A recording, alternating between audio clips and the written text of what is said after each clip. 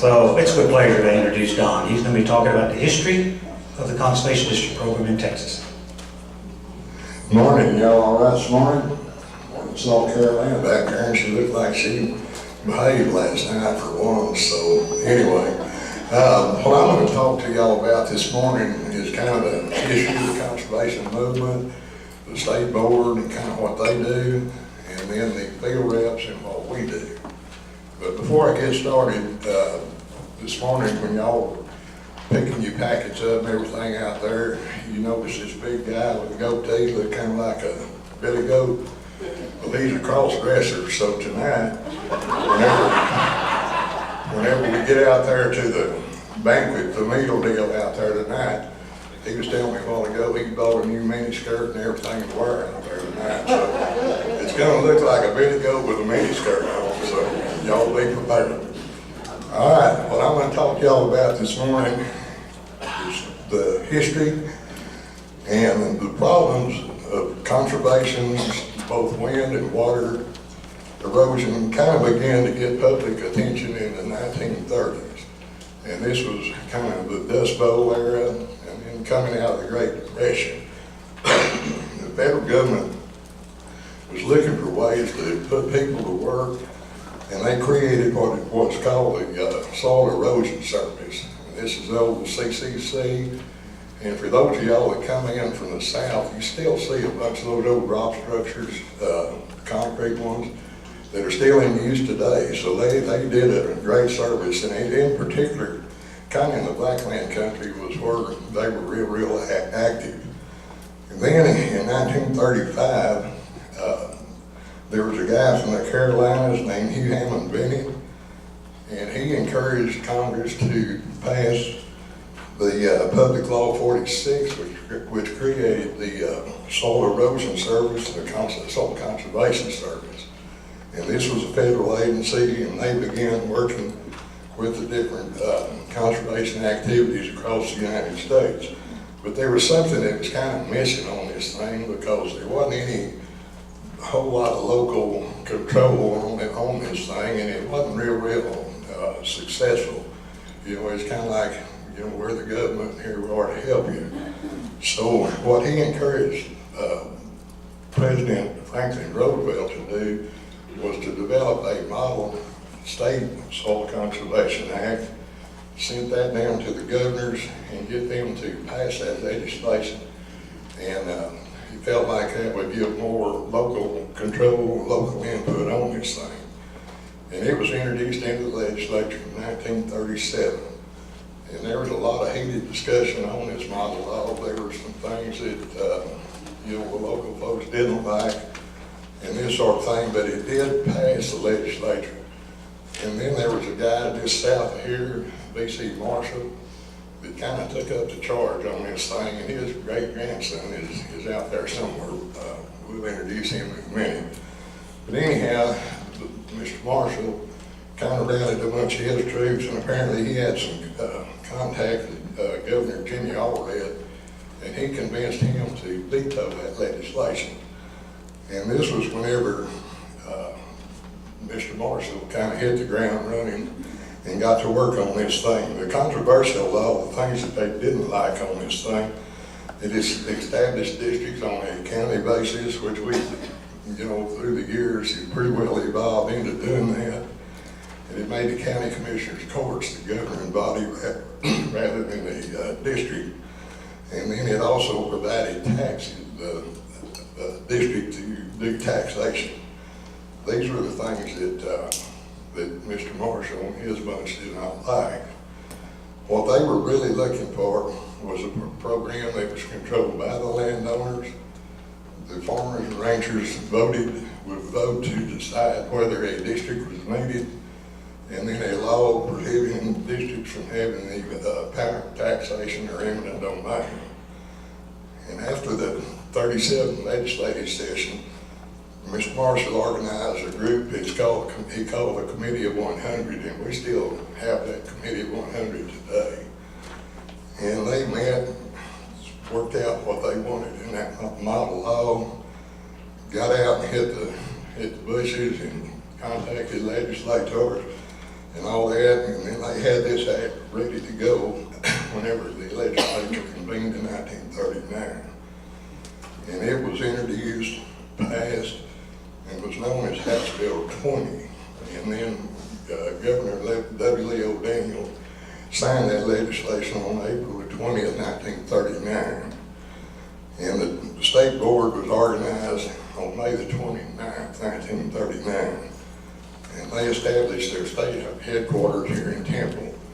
And I truly do not know why the state board headquartered here in Temple. I figured that since Mr. Marshall lived about 15 miles down the road, that was probably one of the reasons. But anyway, and they hit the ground running and working with these different entities out in the districts. And then on April the 30th, 1949, that's when the Secretary of State issued certificates of organization for the first 16 soil and water conservation districts in Texas. And you hear some of them say, well, we were the first district. Well, you really weren't. There were 16 of them. They were granted their certificate on the same day. And in our numbering system, you know, like 501 and 502, 3, 4. And the same in these other areas, they would be the ones that were among that first 16. And that was kind of, kind of the way this thing got started. We're going to talk about the state board and some of their duties, powers, and this sort of thing. They administer and manage all funds that are appropriated by the legislature to carry out authorities of the district program. This would include like the matching funds, the technical assistance program, Senate Bill 503, and other different rust control, all our different programs, but they're the ones that administer and manage those programs. Kind of the timeline on this thing, on funds and different activities.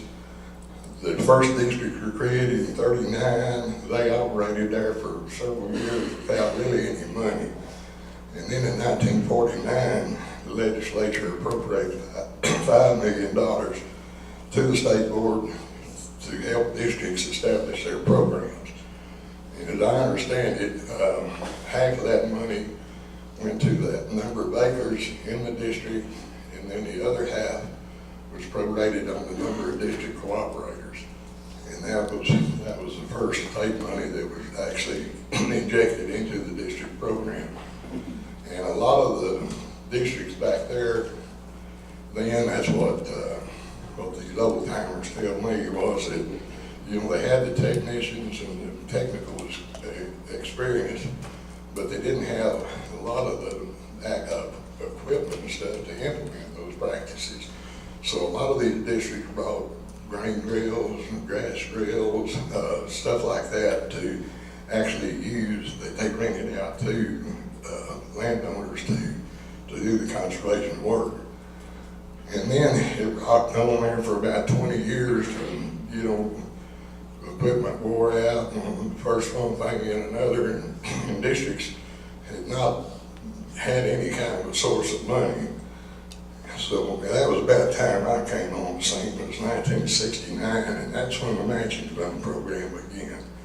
Because I remember when I made a few meetings there early on, districts used to have to publish a program or an annual report, and several of those districts, the directors pitched in whatever it took to pay for printing that thing.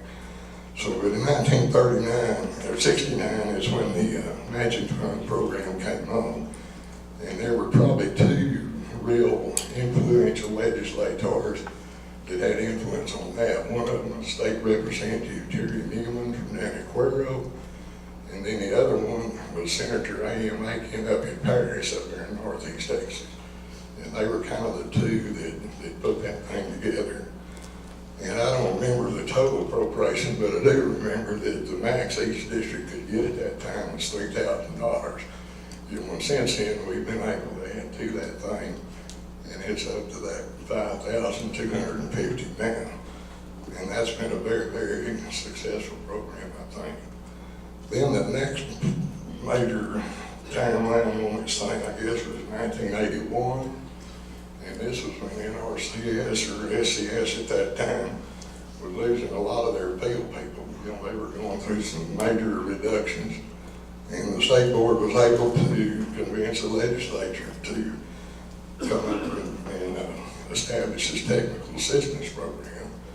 And this was where we could get money, legislature to the state board, and we would funnel that out to districts to hire technicians to help NRCS or SCS at that time actually get conservation on the ground.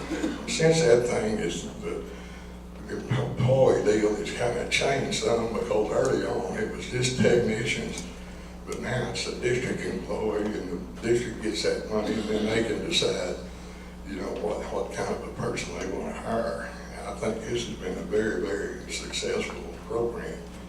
But I know back before the technical assistance came into being, you know, every district, I guess, that I ever worked with had a part-time clerk that came to the board meeting, took the minutes and that sort of thing. And you don't know technicians or employees in the actual field office. And then in 1993 was when the Senate Bill 503 program came on the scene. And this, I think, has been a very successful program. It's the Water Quality Management Program, and they'll be talking about that more in depth later on. But those are three, I think, of the major programs that you know, the state board has worked to get, you know, through the years. All right, the duties and powers of the state board, they can coordinate district programs through advice and consultation.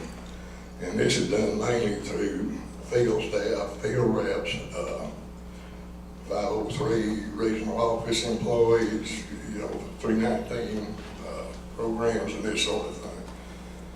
And another one is to seek cooperation and assistance of local, state, and federal agencies. And for some of you, you may or may not know, if you're young and new on the board, you've got this memorandum, this broad memorandum with USDA, which provides their services to the district. And then there are supplemental memos, like with NRCS, there's one with FSA, there's another memorandum with Extension, and you know, there's some districts that have got other memorandums if they're in the flood control program or places like this. But you know, we do help y'all see cooperation and assistance from those agencies.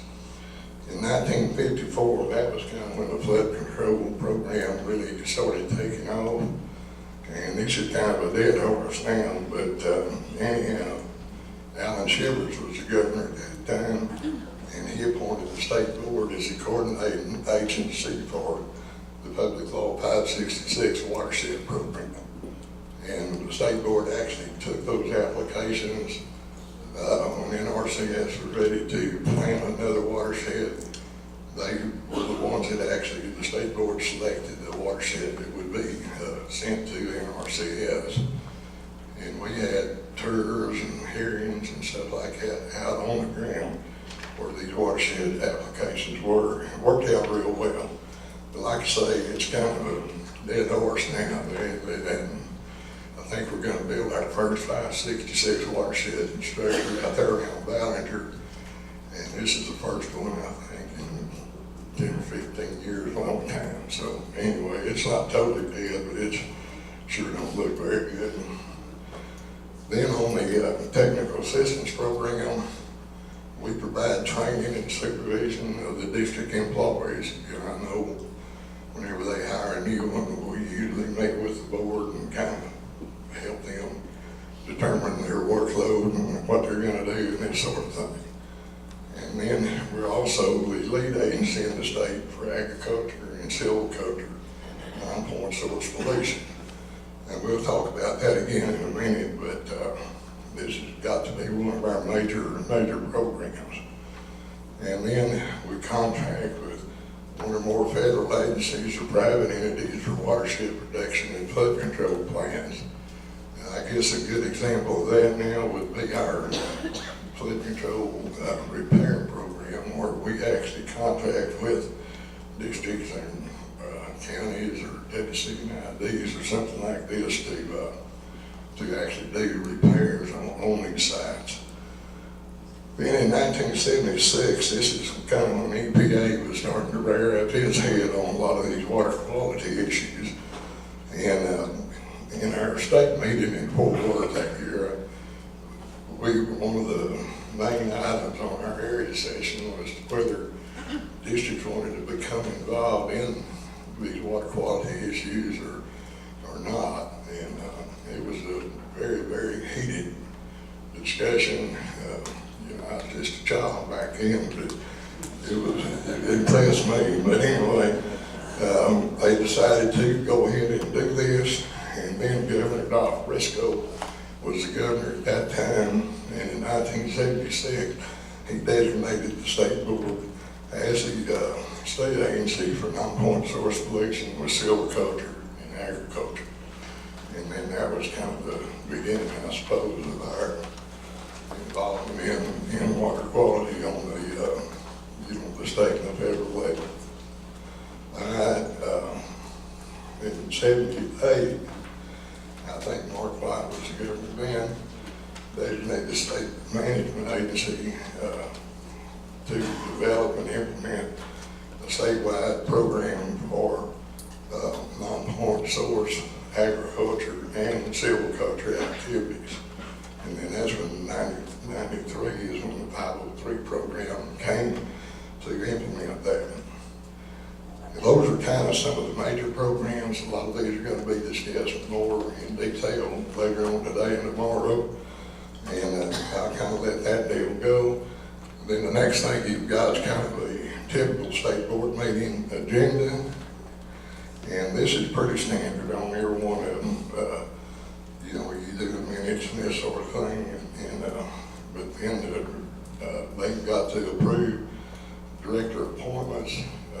If you've got a director resigns in the middle of his term, that board recommends someone to replace him or her, and the state board's got to approve that and then go from there. Then we review and approve our state board operating budget, approved in July, usually it's a July board meeting. Is that when the state board approves the technical assistance allocation, the matching fund allocation, and the director and mileage per diem allocations. And then also part on the agenda there would be to consider and approve cost share allocations for water quality management plans. And then we get a report on our flood control program, the report on non-point source management, water supply and enhancement, and that water supply and enhancement is the old RUSH program. And then sometimes districts want to change their boundaries. We don't do as near as much of that as what we used to, but back there, 10, 15 years ago, if a district was a two-county district, or maybe you had one county and part of another, and they wanted to change those things back to county line basis. Well, they submitted that paperwork, and state board approved it, and it went from there.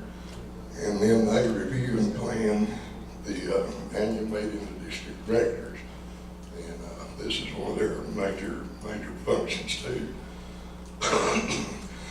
All right, and the next thing we're going to do is going to meet the state board.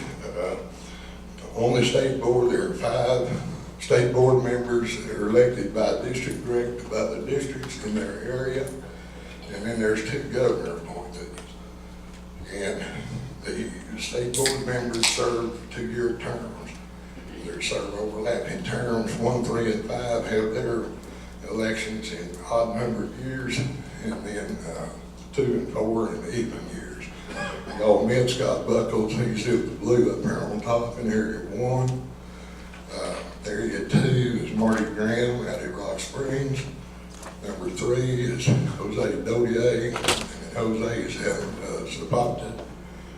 Area 4 over there would be Jerry Nichols, he's in Nacogdoches. And then Area 5 would be Mary Mahler up in Iowa Park. And And then the two governor appointees, Joe Ward is up in the, kind of the top of Area 5 up there at telephone. And then Larry Jacobs is down in that Conroe country down there. But that's your state board members. Okay. Now we'll make it next. Okay, and like we talked about, why don't you go to the next one? Okay, they're elected at a state convention. I know in Area 5, we hook that with our area awards program. It's got to be that first Tuesday in May. And we have the election like at 6 o'clock and then have the banquet at 7. And they've got to be held that first Tuesday in May. Okay, like we've already talked about that, so let's roll on. And to be a board member, you've got to be of eligible voting age, you've got to own ag land, be actively engaged in farming and ranching, and be a resident of the state district that they represent. And you know, most of the time delegates are district directors, but they do not have to be. And you know, up on that eligible voting age, Scott, I guess if you saw a picture of them state board members, there wouldn't be no doubt in your damn mind whether they were eligible to vote. All right, let's go to the next one. All right, we're going to talk a few minutes here on field reps and kind of what we do. And there's 11 of us. Or 10 actual field reps, and then Rex kept 8 or 10 districts up there around Lubbock that he field reps up there. And got Bob Gruner up in the top of the Panhandle, then Rex, and then Jack Foote's kind of on the south and east side. Area 2, Ben Wildy's west, Kendria's on the east side. Down in 3, Adrian's down on the bottom, and then Tony Franklin. Got that eastern part. Area 4, Joel Clark's on the bottom, and Trey Watson's up on top, and then mine and Charlie's, we kind of on Andy Godwin across Area 5. I've got kind of the southeastern part, and he's got the northwest part. Okay. What do we do? Well, we're kind of jack of all trades on this thing. We're going to be your primary contact with the state board. I mean, if we'll meet with you, try to meet with you every month, you know, and kind of keep you up to speed on what's going on, and, you know, answer any questions you've got. You know, anytime y'all got a question, we've got cell phones, and I keep mine on every day of the week, you know, 24 hours, so you don't give me a call. Most of us have been around long enough, and we've seen pretty much all kinds of boogers, so if you got one, go and holler and we'll go from there. But we kind of advise districts on state board policies and programs, work with local districts on the authorities and procedures of their operations, help with districts on programs and their needs, and provide advice and preparation of district programs, work plans, that sort of thing. Coordinate the reorganization of districts and adjustment of district boundaries. That's what we talked about there a while ago. And also, if you want to change the zones within a district, we'll help you do that paperwork, you know, rewrite those zone boundaries and this sort of thing. And then we provide advice to districts on funds, you know, review and help you on your financial affairs, bookkeeping and audit procedures, and purchase and sale of property and equipment. We were pretty actively involved in helping plan and coordinate these area associations and districts, and we help y'all, you know, on the director elections to be sure that you got all your I's dotted and your T's crossed. Okay. And provide assistance in coordinating and conservation education activities. Sometimes we work with colleges and universities, local schools. In East Texas, they've got their woodland contest. Area 5, you know, our biggest program probably is the wildlife contest, and then there's still a number of districts that do land pasture judging contests, okay? And then we assist the regional offices. I know me and Charlie, you know, a lot of times we'll pick up papers from Todd and them over there and take them to a district meeting and get them signed and get them back. And then we work with county commissioners, city governments and stuff like this on district programs. Okay. All right, and in summary, I think all of you can read, but this is kind of Mr. Marshall's take on the conservation district and kind of his philosophy and his ideas. I expect I'm out of time. So anyhow, thank y'all very much. I appreciate it. Yeah, let's give Don a hand. He had to stretch himself. He was straining to get through. We let him flex just a little bit.